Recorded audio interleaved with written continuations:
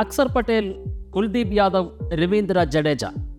ഇടംകൈയിൽ of സ്പിന്നും leg സ്പിന്നും തീർക്കുന്ന ഇന്ത്യയുടെ ത്രിമൻ army. 2020 ലോകകപ്പിൽ വീണ്ടും ഒരു ഫൈനലിലെത്തി നിൽക്കുന്ന ഇന്ത്യൻ ടീമിന് നിർണായക വഴിത്തിരിവുകൾ സമ്മാനിച്ച 3 പേർ.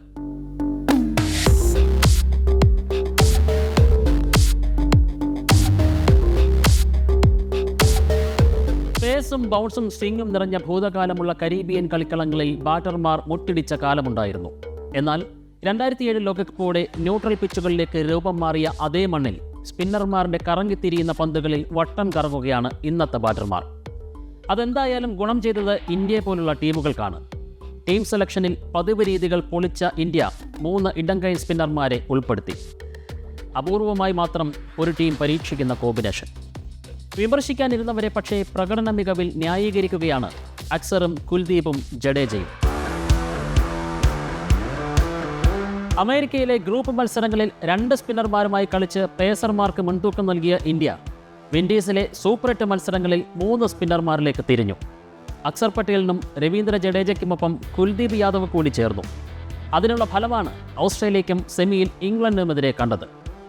അമേരിക്കയിലെ 3 മത്സരങ്ങളിൽ ഇന്ത്യൻ സ്പിൻ ജോഡി നേടിയത് 3 കളികളിൽ 3 വിക്കറ്റ് മാത്രം. 3ഉം അക്സർ പട്ടേലിന്റെ വക.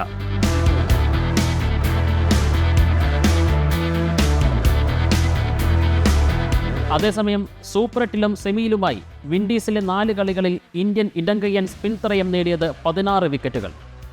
അഫ്ഗാനിസ്ഥാനെതിരെ പട്ടേലും ജഡേജയും ഓരോ വിക്കറ്റ് നേടിയപ്പോൾ കുൽദീപിന് 2 വിക്കറ്റ് കിട്ടി. ബംഗ്ലാദേശിനെതിരെ അക്സറും ജഡേജയും നിറമങ്ങിയപ്പോൾ 3 വിക്കറ്റുമായി കളി പിടിച്ചത് കുൽദീപ് യാദവ്.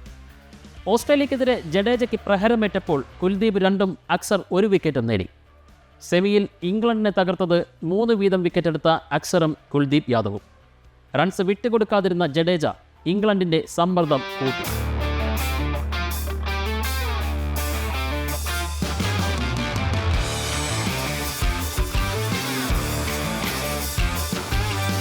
സലീം ദുറാനി, വിഷൻ സിംഗ് ബേദി, ദിലീപ് ദോഷി, രവിശാസ്ത്രി, മനീന്ദർ സിംഗ്, വെങ്കടപതി രാജു, സുനിൽ ജോഷി, യുവരാജ് സിംഗ്.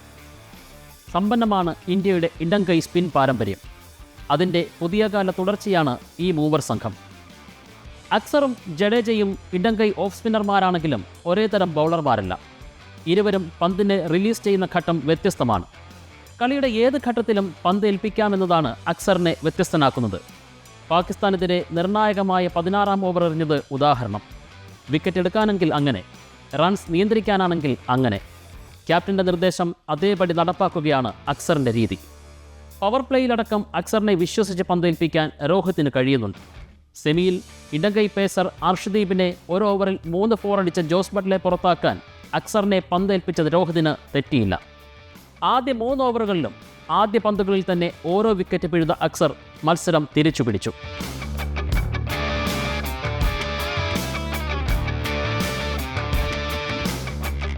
അതേസമയം 7 മുതൽ 15 വരെയുള്ള ഓവറുകളിൽ നിയന്ത്രിച്ചു പന്തെറിയുകയാണ് രവീന്ദ്ര ജഡേജയുടെ ദൗത്യം. IPL-ൽ ചെന്നൈക്കായി നിർവഹിക്കുന്ന അതേ റോൾ. ജഡേജ സ്റ്റമ്പിനോട് ചേർന്ന് പന്തെറിയുമ്പോൾ അക്സർ കുറച്ചുകൂടി അകലം പാലിക്കും. വ്യത്യസ്ത ആംഗിളുകളിലാണ് ഇരുവരുടെയും പന്തേറുന്നത് ബാറ്ററെ കുഴപ്പിക്കും. ഇതിലെല്ലാം വ്യത്യസ്തമായി ഇടംകൈയിൽ ലെഗ് സ്പിൻ തീർക്കുന്ന ചൈനാമാൻ കുൽദീപ് കൂടി ചേർന്നതോടെ ഇന്ത്യയുടെ ബൗളിങ്ങിന് മുനയേറുന്നുണ്ട്. റൺസ് വിട്ടുകൊടുത്താലും വിക്കറ്റ് എടുക്കുന്ന അപകടകാരിയായ കുൽദീപിനെ ക്യാപ്റ്റൻ രോഹിത് വിശ്വസിച്ചതാണ് അഫ്ഗാനിസ്ഥാനെതിരെ നിർണായകമായത്. സെമിയിൽ ഇംഗ്ലണ്ട് 4-49 എന്ന ഘട്ടത്തിൽ പന്തെടുത്ത കുൽദീപ് അപകട ഭീഷണി ഉയർത്തിയ ബ്രൂക്കിനെ പുറത്താക്കിയ പന്ത് മറക്കാനാകില്ല. റിവേഴ്സ് സ്വീപ്പിലൂടെ ബൗണ്ടറി അടിച്ച ബ്രൂക്കിന്റെ കണക്കുകൂട്ടൽ തെറ്റിച്ച് പന്തിന്റെ ലൈനിലും വേഗത്തിലും വരുത്തിയ മാറ്റം തൊട്ടടുത്ത പന്തിൽ കുറ്റി വീഴുന്നു. പിച്ചുകൾ പഠിച്ചുള്ള ടീം സെലക്ഷൻ. യുസ്വേന്ദ്ര ചാഹലടക്കം 4 സ്പിന്നർമാരെയാണ് ഇന്ത്യൻ ടീമിൽ ഉൾപ്പെടുത്തിയത്. ഇന്ത്യൻ പരിശീലകൻ രാഹുൽ ദ്രാവിഡ് സ്വന്തം അനുഭവത്തിൽ നിന്നുകൂടി ഉൾക്കൊണ്ടതാകണം അത്. രാഹുൽ ഇന്ത്യയെ നയിച്ച 2007 ഏകദിന ലോകകപ്പ്. ഇതേ വിൻഡീസിൽ ആദ്യ റൗണ്ടിൽ തോറ്റുപുറത്തായ ഇന്ത്യ. ആ ദുരന്തത്തിലേക്ക് ബംഗ്ലാദേശ് ഇന്ത്യയെ എറിഞ്ഞിട്ടത് 3 ഇടംകൈ സ്പിന്നർമാരുടെ മികവിലായിരുന്നു. മുഹമ്മദ് റഫീഖ്, അബ്ദുൾ റസാഖ്, ഷാക്കിബ് അൽ ഹസൻ. റസാഖും റഫീഖും അന്ന് പിഴുതത് 3 വീതം വിക്കറ്റ്. ഒരു ലോകകപ്പ് മത്സരത്തിൽ ഒരുപക്ഷെ അതിനുശേഷം ആദ്യമായിട്ടാകും ഒരു ടീം 3 ഇടംകൈ സ്പെഷ്യലിസ്റ്റ് സ്പിന്നർമാരുമായി കളിക്കുന്നത്.